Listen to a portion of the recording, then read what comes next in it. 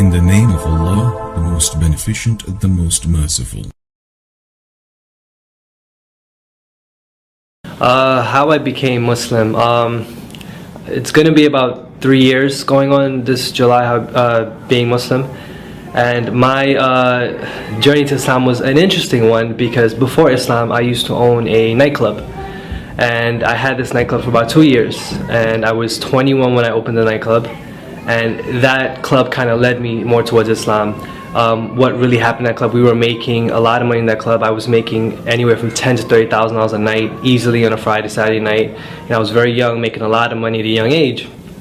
And the first year of the club, we were doing, very well. Everything was going great, making a lot of money. I was spending a lot of money. I was young, I had money, everything was going great.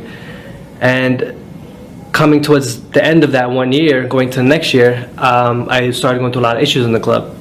A lot of fights, people getting hurt, business was slowing down. Instead of making 10,000, I was making maybe 5,000, 6,000. And for a nightclub that holds 500 people, that's not a lot of money, So I was a little worried, and I come from a Hindu family. My father was a Hindu priest, his father was a Hindu priest, I was supposed to be a Hindu priest, and I was a following Hindu. I actually, used to pray to the idols, pray to the statues every day, every morning. I woke up religiously and prayed to these idols, asked for everything to be okay. Hinduism has a lot of different idols, different gods. And when I was going through these problems, the first thing that I wanted to do was go and find out from my family, what should I do? And being a following Hindu family, they advised me to go to the pundit and to do all these different kind of things. One thing come from a Hindu family, these pundits, they do a lot of things that involve magic, but they don't think it's magic. And I kind of got tangled up into that. And when we was going through the issues in the nightclub, he advised me to do certain things. I was getting issues with the police officers. He advised me to do things dealing with mind control for these officers. He advised me to do things to bring people in the door. He told me there was like different kinds of the unseen world, the jinns messing with me from competition clubs. They were doing this kind of magic to me and doing these things to bring me down, to try to get this location from me. And business was basically falling. And then when I started doing this magic and all these different things that they were doing, and at the time I didn't know what it was. I thought this was just part of the religion. Business got better. It got better, everything started improving, everything started going great. I used to get about 30 summonses a week, and with this magic they'll all get dismissed, with no problems. Everything was just going great. I did this for a while, and all of a sudden it just stopped working. This was coming close to the end of the 2 years. And it just stopped working, and I didn't know why, and I got upset. It came to the point where it was either I close the nightclub and lose over $800,000, or just fight and go to court and do all these different things, which I did.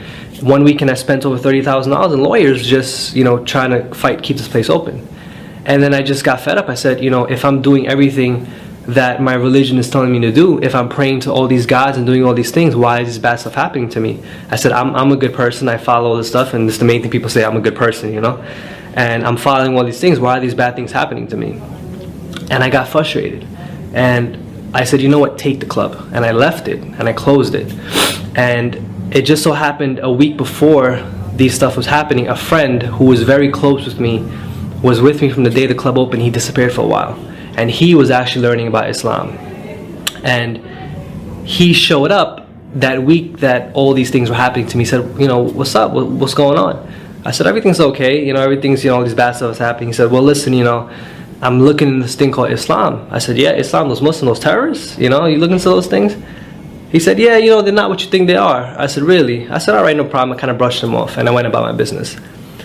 But then when I finally decided to let the club go and just do all these things, I lost over $800,000. I lost a lot of money, and I was 23 at the time. I lost a lot of money at a young age, and that money is what I worked for. My family's not wealthy. Those were loans, those were credit cards, those were hustling, doing all these things just to get that money. And I got fed up. I said, if I'm doing all these things for God, I'm following God, why is these bad stuff happening to me? For a kid to go from making $10,000, $30,000 a night to be negative, it's hard. And I said, I'm following God, I'm doing all these things. Why did God leave me? And I said, I don't believe in God. That's it. So I started asking questions. I said, you know what? If there's a God, I got to find out who this God is. Because right now I don't think there is a God, because I'm doing everything and it's not working. So I started going on this kind of religious quest, if you want to call it. and I started asking a lot of questions. You know, my father had a lot of like Bhagavad Gitas and all these different kinds of books in the house. I started researching them. I looked to Zakir Naik, all these different these da'is and stuff, and I noticed that in Hinduism, even though Hinduism has over 10, 20, 30 whatever gods that they have a god for everything.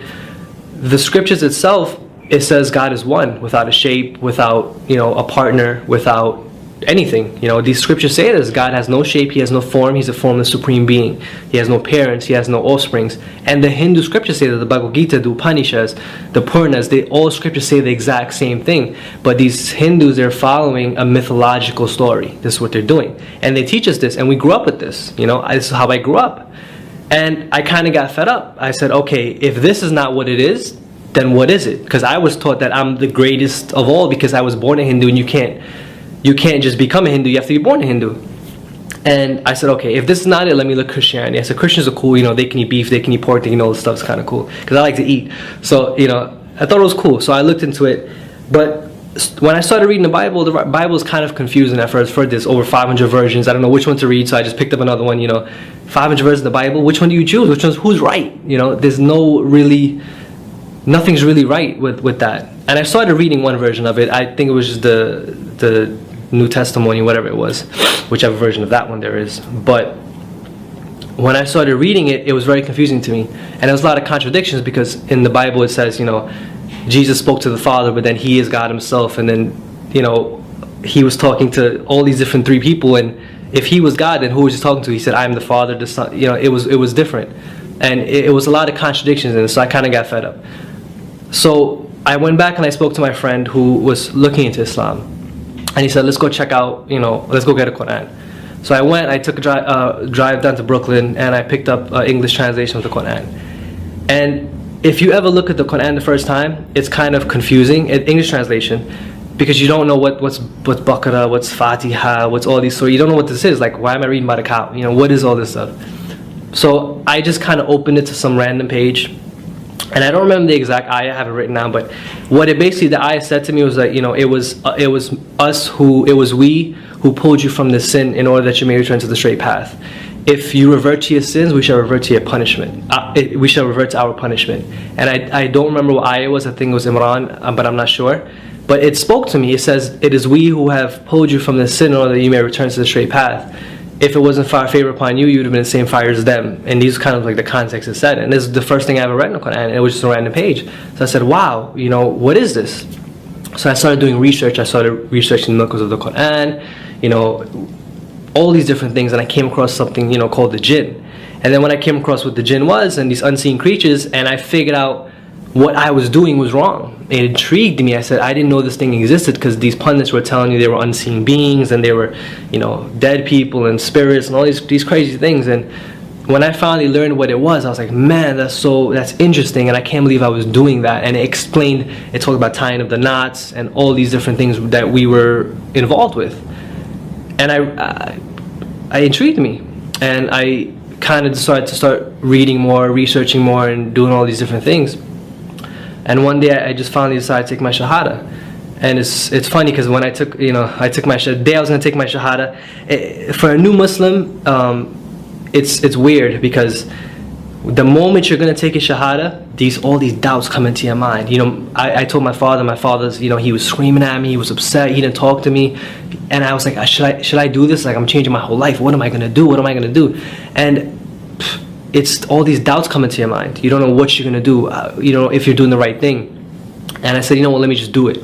And I did it, I did it in a different circumstance, in the incorrect circumstance, but I did it. And the time that I did it, it was like it was the best feeling I ever had. It was like the shaitan was coming to me, telling me, don't do it, don't do it. I remember that night, I felt so relaxed, so free. It was like a feeling I can't even explain. And my wife also became Muslim. I was with her before that. She is going to be 2 years Muslim now, this June. And it was funny, from that club, I became Muslim.